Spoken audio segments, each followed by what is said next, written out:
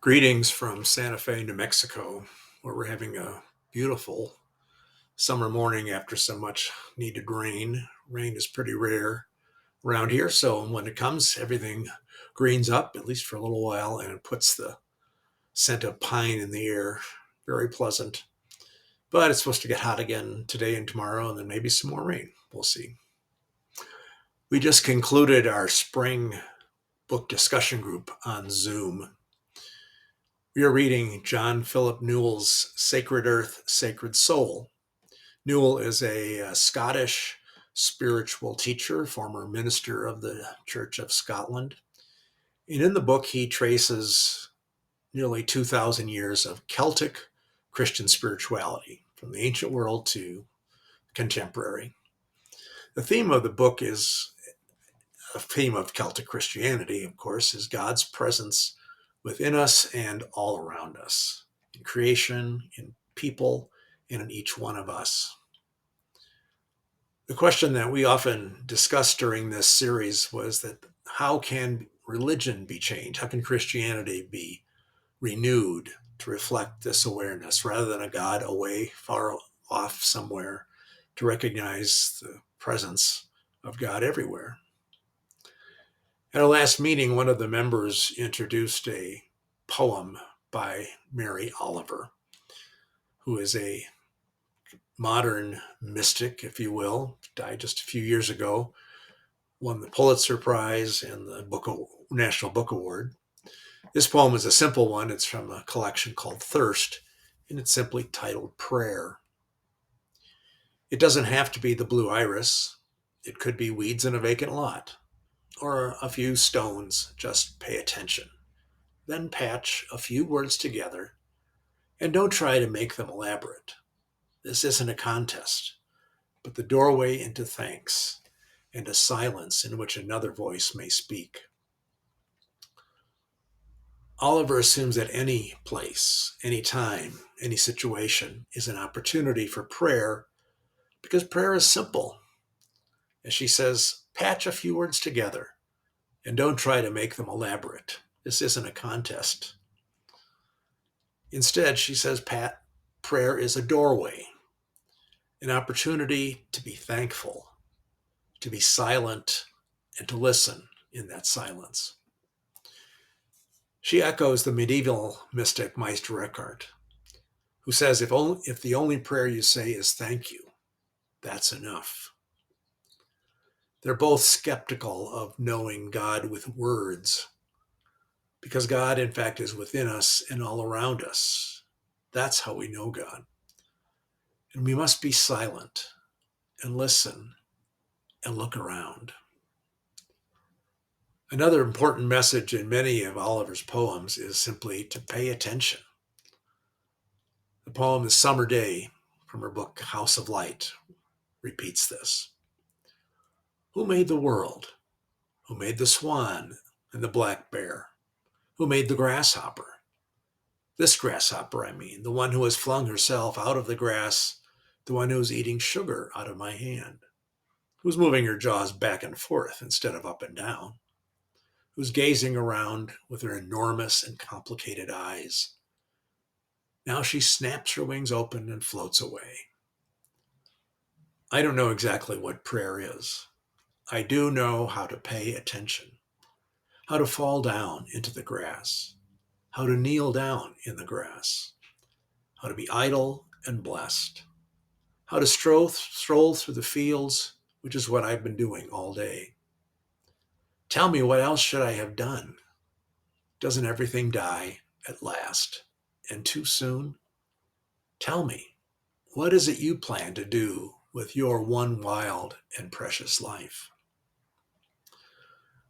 Those last lines, in particular, have made this poem a popular one for graduation ceremonies, but I don't think she's talking about making any big decision, but rather simply how we live life, our wild and precious life.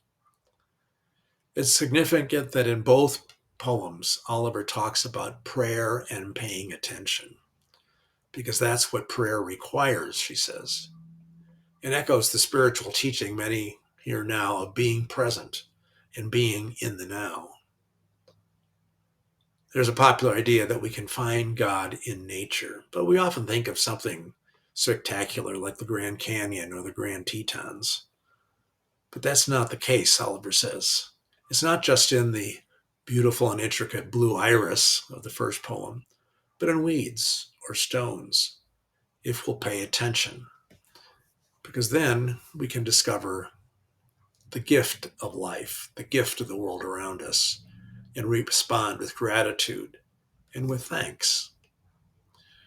In an interview with NPR's Krista Tippett, Oliver talks a little bit about her difficult childhood and how she was saved through that by her experience of nature. Tippett says, "You talk about growing up in a sad, depressed place, a difficult place, but that you spent a lot of your time walking around the woods." Oliver responds, "Yes, I did, and I think it saved my life. To this day, I don't care for the enclosure of buildings. It was a very bad childhood for everybody, for every member of the household, not just myself. I escaped it, barely, with years of trouble, but I did find the entire world in looking for something. I got saved by poetry. I got saved by the beauty of the world." Hearing that reminds me of an image from the last chapter of the book of Revelation. We read, "Then the angel showed me the river of the water of life. On either side of the river is the tree of life, and the leaves of the tree are for the healing of the nations." The healing of nature is an experience many people have had. Mystics from all places and times speak of the world overflowing with God. But to know that, we have to pay attention, as Oliver says. Only then can we know true life and true security and experience gratitude and true peace. By spending time in nature, we know our true place in existence here in this world. This is all echoed by Jesus in the Sermon on the Mount in Matthew 6, when he says that again, like Oliver, that we need to look around and pay attention. And suddenly we discover that really there is nothing to worry about. He says, "Therefore I tell you, do not worry about your life, what you will eat or what you will drink, or about your body, what you will wear. Is not life more than food and the body more than clothing? Look at the birds of the air. They neither sow nor reap nor gather into barns, and yet your heavenly Father feeds them. Are you not of more value than they? And which of you by worrying can add a single hour to your span of life? And why do you worry about clothing? Consider the lilies of the field, how they grow. They neither toil nor spin, yet I tell you, even Solomon in all his glory was not clothed like one of these." The world saved Mary Oliver by giving her a place of security, of beauty, and of love, by discovering it as a place where holiness was, where God dwelled. Nature continued to support her even into her last years. This poem is called "I Worried," from her book, The Swan. I worried a lot. Will the garden grow? Will the rivers flow in the right direction? Will the earth turn as it was taught? And if not, how shall I correct it? Was I right? Was I wrong? Will I be forgiven? Can I do better?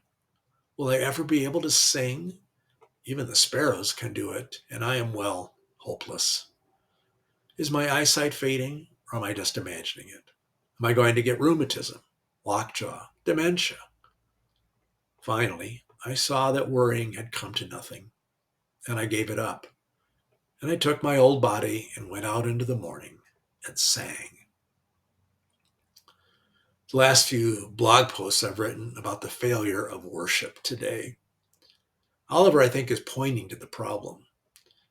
Worship now is rarely a genuine response to experience of God, but rather to ideas about God. Whether it's walking in woods or along the shore, we can have genuine experiences of sacredness, of the holy, and of God.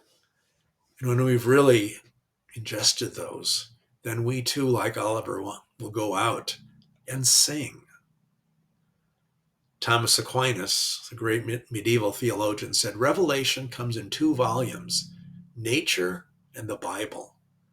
And the oldest and the largest is by far nature. All nature testifies to God's glory, he says, because God is experienced in nature. He writes, God has produced a work in which the likeness of God is clearly reflected. That is, the world itself. In that, of course, he's echoing Psalm 19. The heavens are telling the glory of God, and the firmament proclaims his handiwork. Oliver writes on another occasion, it must be a great disappointment to God if we are not dazzled at least 10 times a day. Imagine if we could live in our hearts and not in our heads, to really see and hear the world around us and people around us. That, I think, is what would create true worship. For then our minds would indeed be dazzled and our hearts would sing. Thanks for listening. Look forward to seeing you again here soon.